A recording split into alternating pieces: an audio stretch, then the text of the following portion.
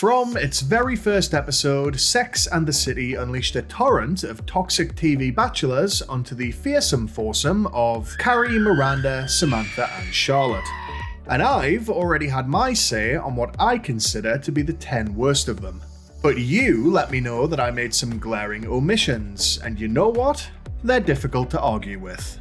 So grab your sick bags, like and subscribe, and try to hang on to your lunch throughout Sex and the City's Worst Men Commenter Edition.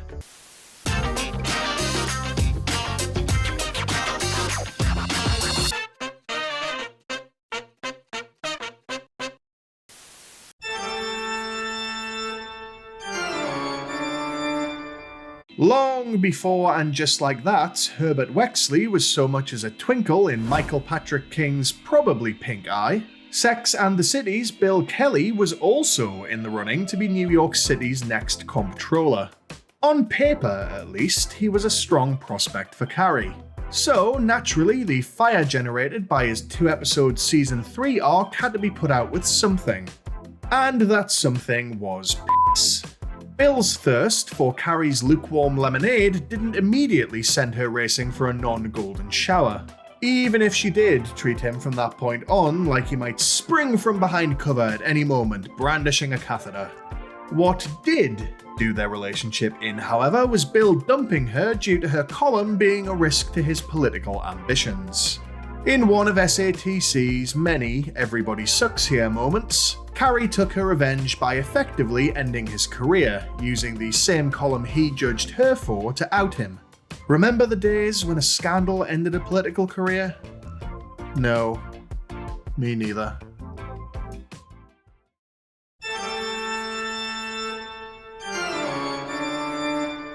Sticking with P for the moment, because this is a classy channel, Doug's appearance in Season 4 started off with a look-pushing weasel draining in front of Miranda, and ended with him sandblasting her crapper with the door open. Unlike Bill, Doug's waste products were at least functional in nature.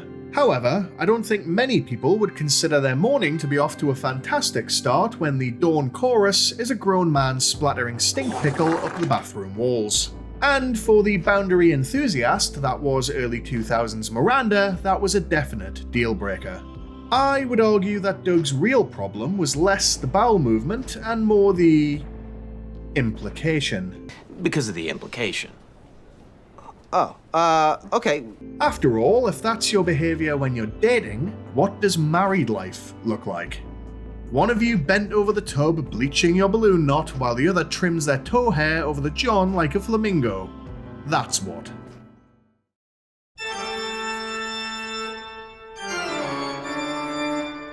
Jazz artist Ray initially seemed to be just the musical therapy Carrie needed to wean herself off Big, which naturally lasted all of 2 episodes before it was steered onto the rocks.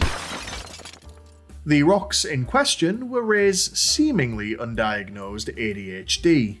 He wasn't a bad guy by any means, even if he did have a rack full of instruments hanging over his kitchen like a twat. And if anything, Carrie's announcement that his condition made him undateable reflected poorly on her. But with that being said, naked ukulele playing first thing in the morning is a crime against humanity. So Ray can scat right off.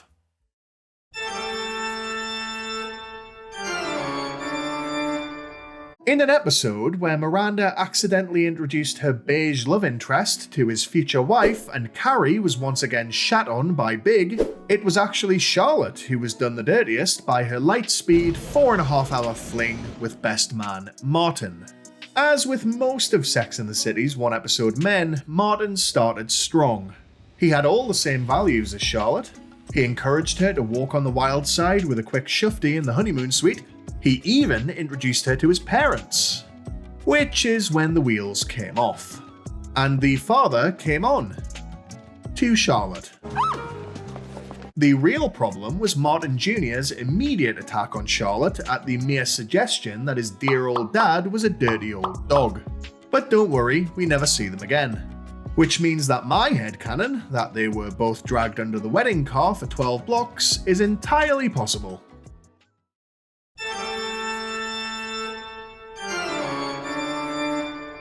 In another boundary-breaking entry, Jack did the seemingly impossible by getting Miranda to do the deed in public. On the face of it, not a particularly outrageous preference, and one that makes it onto a lot of people's fantasy lists. What probably doesn't sit next to it on those lists, however, is performing the old shoot and scoot in full view of your own parents. But that's what Jack wanted, and that's what Jack did. And if there's any justice in the world, Jack is the most he should ever get the opportunity to do from that point on.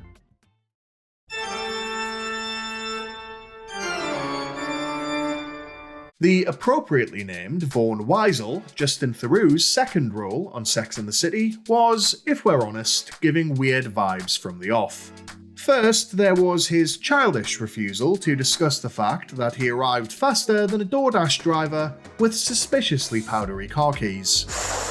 Then, the revelation that his mother didn't just know about his malfunctioning warp drive, but was actively campaigning for Carrie to overlook it.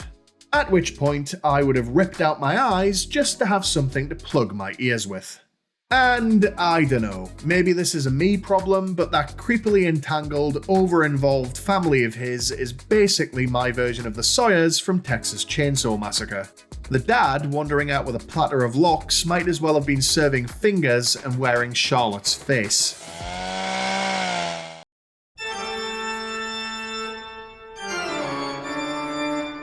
Charlotte's reason for getting involved with widower Ned, that a dead wife meant less competition for her, wasn't exactly noble. But Ned himself was about as close as Sex and the City ever got to a pure sociopath. Because Ned's thing was reeling sympathetic women in with his endearing grief, then summoning them to his literally ex-wife's grave at the same time like he was staging a Hunger Games for gullible women and grief tourists. You really can't deny the stone-cold sociopathy of a man who smiles as he uses his dead wife's headstone like a dating app pin drop. Which just goes to show the wide variance in what SATC thought of as a bad date, considering others in this video were cut loose for the high crimes of having an untreated medical condition and shitting within eyeshot.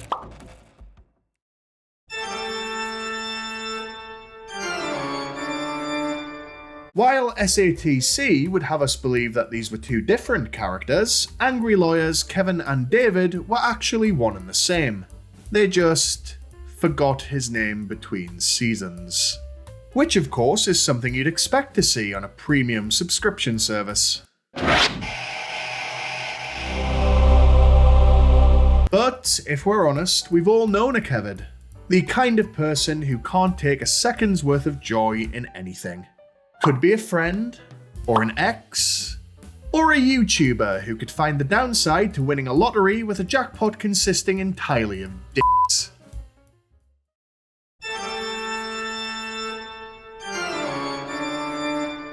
Oh, Michael. Michael. My favourite of the names floated in the comments of the last video, as it happens.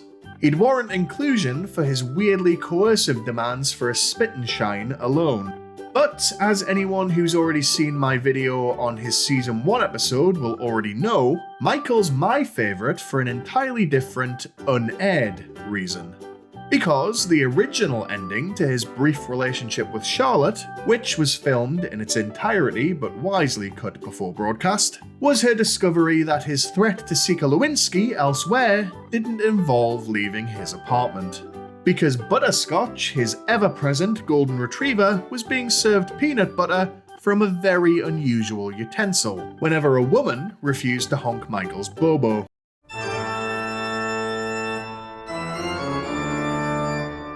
So, that's another 10 raging dumpster fires in the dating history of Sex and the City's leading ladies. Can you think of any more who haven't made either video but still deserve to be exposed? Let me know in the comments below. Either way, thanks for watching, don't forget to like and subscribe, and remember, if you can't be good, be crusty.